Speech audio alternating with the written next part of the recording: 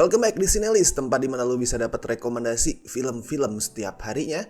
Dan kali ini gue bakal melanjutkan apa yang waktu itu sudah sempat gue bahas ya. Sebelumnya kan gue udah sempat bahas soal film Indonesia underrated dalam 10 tahun terakhir. Dan dari beberapa komen yang gue baca sih banyak yang penasaran soal film-film lokal underrated lainnya. And I'm happy with that, karena artinya teman-teman tuh pengen lebih banyak tahu soal film Indonesia. So di video kali ini gue bakal bahas tema itu lagi, tapi bedanya kali ini khusus horor. Dan gak terbatas di 10 tahun terakhir aja ya. Ya gak sampai jadul banget era 70-an 80-an tuh enggak sih. Kebanyakan masih di era 2010-an, tapi jangka waktunya lebih luas. Dan sekali lagi gue tekanin, definisi underrated adalah pas sebuah film itu dapat apresiasi yang lebih kecil daripada yang pantas dia dapatkan. Entah dari jumlah penonton atau dari sisi apresiasi ke kualitas film itu sendiri. Ya sama aja sih, sama underappreciated. Tuh lu baca definisinya deh. Itu dua term yang punya arti sama. Oke, dan kalau gitu langsung aja kita mulai list untuk 10 film horor Indonesia paling underrated versi Cinelis, yang seperti biasa bakal disusun berdasarkan urutan abjad. Pertama ini ada Angker, film rilisan 2014 bikinan M. Yusuf. Dan kalau lo ngomongin underrated ya, M. Yusuf ini salah satu sutradara horor paling underrated, at least di awal sampai pertengahan 2010-an. Sebelum sayangnya kualitas dia tuh turun drastis di akhir 2010-an lah. Horor-horornya M. Yusuf tuh lebih maju daripada zamannya sih gue bilang. Di saat masa itu tuh KKD sama Nayato sangat mendominasi industri, M. Yusuf muncul dengan horor-horor atmosferik yang gak asal ngumbar jumpscare, termasuk di Angker ini, yang konon diangkat dari kisah nyata yang terjadi di Jawa Timur tahun 79 tentang keluarga yang tinggal di rumah tempat terjadinya pembantaian seorang dukun santet. Sayangnya gue nyari-nyari film ini di streaming legal tuh belum nemu sampai sekarang, atau mungkin guanya yang miss ya. So kalau misal ada yang tahu Angker ini tayang di sebuah OTT, di sebuah streaming service legal, bisa komen di bawah.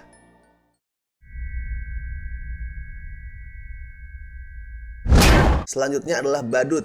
Ini ada masa di mana Awi Suryadi bukan dikenal sebagai sutradara horor jutaan penonton ya. Badut sebenarnya bukan horor pertama Awi juga. Horor pertama dia itu Sumpah Pocong di Sekolah tahun 2008. Tapi di Badut inilah gue rasa titik balik karirnya Awi itu terjadi. Soalnya 2 tahun kemudian dia langsung bikin Danur. Ceritanya simple sih, kayak udah bisa dilihat dari judulnya, soal demit badut pembunuh ala Pennywise gitu. Tapi yang bikin filmnya memorable adalah aktingnya Pak Roni P. Chandra sebagai si badut psikopat yang creepy banget, serem. Dan soal tayang di mana, Badut ini agak unik.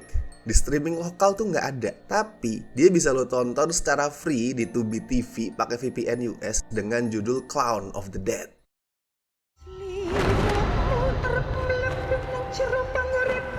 Berikutnya ada Belenggu. Nah ini film bikinan Upi ya, rilis tahun 2013 dan cuma dapat sekitar 80-an ribu penonton. Gak banyak sih buat horor, tapi emang Belenggu ini bukan horor biasa, horor surreal lah gaya-gayanya. Buat yang tontonan filmnya udah banyak mungkin nggak ngerasa surrealisme di Belenggu ini baru ya.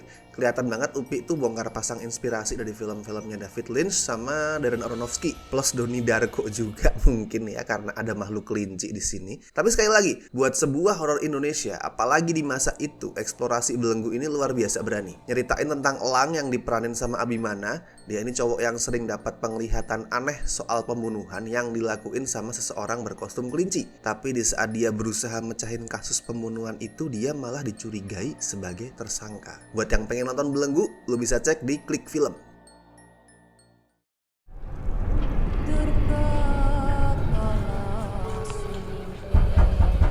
Selanjutnya ada Deja Vu, Ajian Puter Giling. Yes, ini film rilisan 2015. Kalau cuma dilihat dari judul emang nggak meyakinkan ya.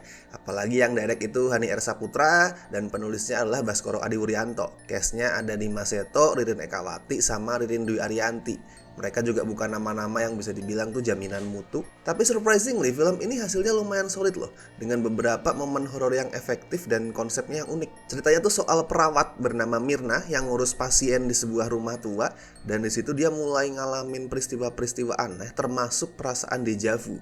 Dia tuh ngerasa kayak pernah ada di rumah itu sebelumnya. Makanya si Mirna terdorong buat menyelidiki rumah itu, sampai suatu ketika dia ketemu paranormal yang punya ajian bernama Ajian Puter Giling. Itu ilmu yang bisa bikin seorang pencuri kembali lagi ke tempat dia tuh nyuri. Dan dari situlah keping teka-teki mulai tersusun. Kalau penasaran, lo bisa lihat film ini di WTV.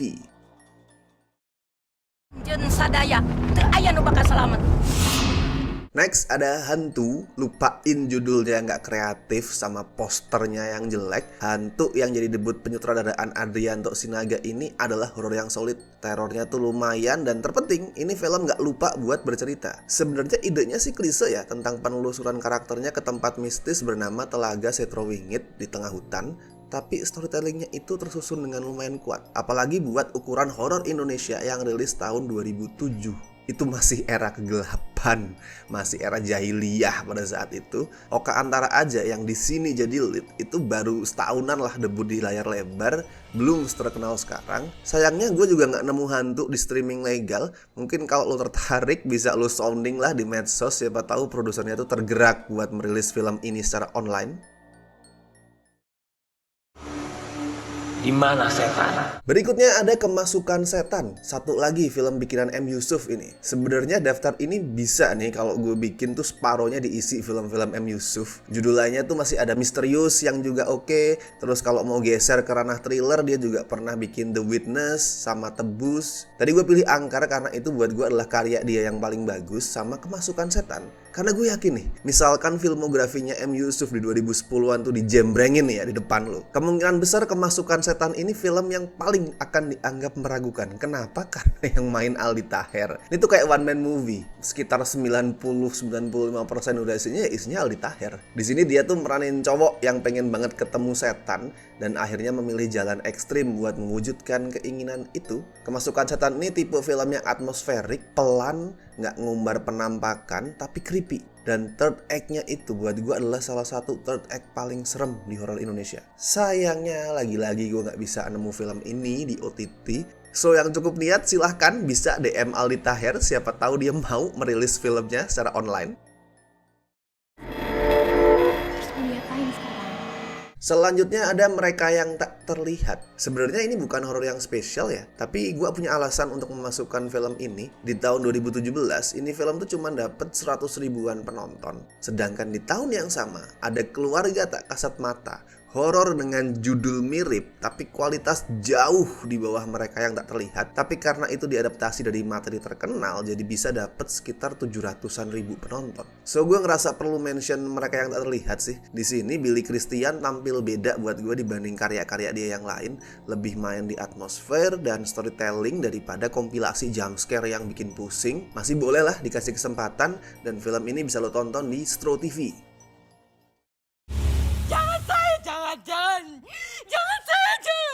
Lanjut berikutnya ada Midnight Show. Ini debutnya Ginanti Rona yang pada saat itu bikin gue yakin kalau dia itu berpotensi jadi salah satu sutradara horor Indonesia kelas 1. Ceritanya tentang sebuah bioskop yang lagi muterin film slasher, tapi di tengah pemutaran midnight, film itu jadi kenyataan dan satu persatu orang di bioskop itu ditemukan tewas. Ya Midnight Show ini film slasher ya, tapi yang bikin unik adalah gimana Ginanti tuh nggak cuma ngambil inspirasi dari slasher US, tapi juga dari giallo. Giallo itu adalah subgenre dari Itali yang dipopulerin sama judul-judul kayak Suspiria, Inferno, Black Sunday dan lain-lain. Unik jadi stylenya. Terus aktingnya Aca di sini juga kuat banget. Sayang Midnight Show cuma dapat sekitar 37 ribu penonton. Dan kalau penasaran, Midnight Show bisa lo temuin di bioskop online.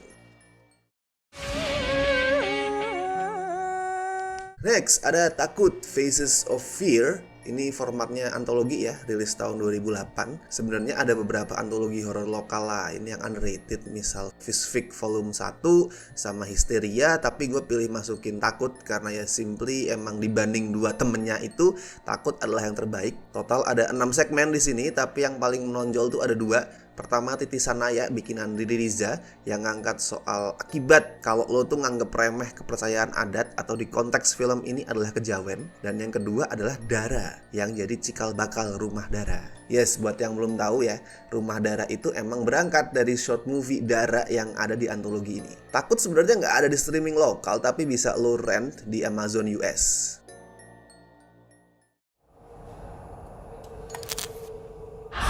Dan judul terakhir adalah The Returning. Gue masukin ini bukan karena bikinan temen sendiri ya, ini bukan nepotisme, tapi gue emang merasa The Returning ini underrated. Walaupun masih punya banyak kekurangan dalam hal bikin horor atmosferik ya, tapi tetap The Returning adalah horor yang berani. Jarang banget ada tipe-tipe creature feature ala-ala Jeepers Creepers kayak gini di Indonesia. Apalagi bungkusnya itu slow burn. Ceritanya adalah tentang seorang cowok yang diperanin Aryo Bayu yang hilang pas panjat tebing dan dikira meninggal.